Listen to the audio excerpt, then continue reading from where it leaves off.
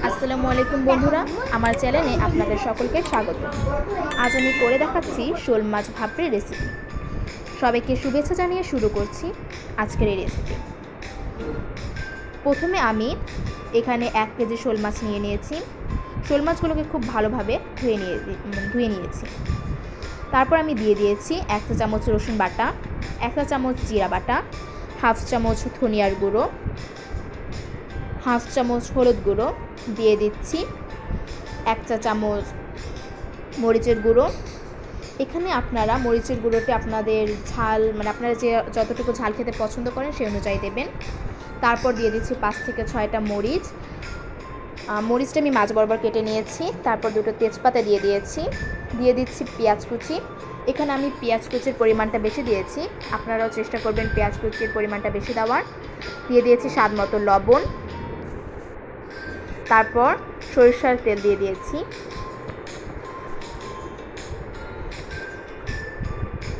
আপনারা সবসময় মাছ ভাপড়িতে সরিষার তেল দিয়ে করার চেষ্টা করবেন, কারণ এতে মাছ ভাপড়িটি ভালো হয় খেতে।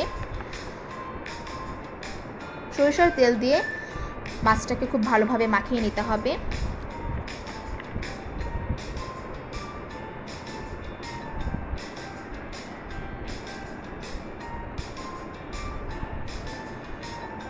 এরপর একটি কড়াইতে আমি সরিষার তেল দিয়ে দিয়েছি। সরিষার তেলটি গরম হওয়ার পর আমি তার মধ্যে পেঁয়াজ কুচি দিয়ে দিয়েছি। অবশ্যই সরিষার তেলটি গরম হওয়ার পরেই পেঁয়াজ কুচিগুলো দেবেন। পেঁয়াজ কুচি বাদামি করে ভেজে নিতে হবে। পেঁয়াজ বাদামি রঙের হয়ে এলে এর মধ্যে মেখে রাখা মাছগুলো দিয়ে দিতে হবে।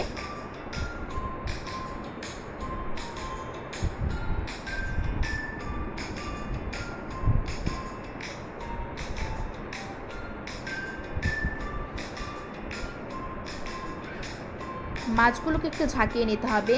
মাছ ভাপড়ির সময় করার সময় মাছ ঝাঁকিয়ে নিলে মাছ ভাপড়ি অনেক ভালো হয় খেতে। এরপর মাছটাকে ঢেকে দেবেন। এরকম 1 মিনিট পর পর মাছগুলো ঝাঁকিয়ে নেবেন।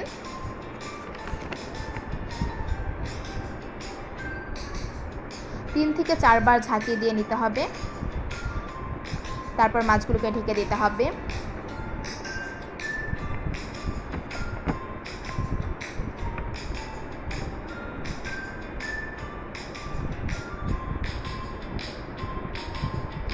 তারপর এর মধ্যে পরিমাণ অনুযায়ী পানি দেবেন।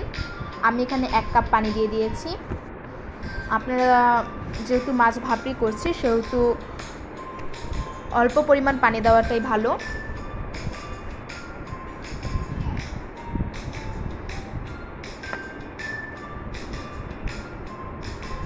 পানি দিয়ে মাছটাকে আবার ঢেকে দেব।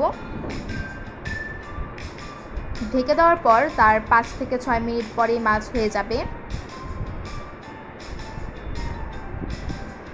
তারপর আমরা তার উপর দিয়ে ধনিয়ার পাতা ছড়িয়ে দেব।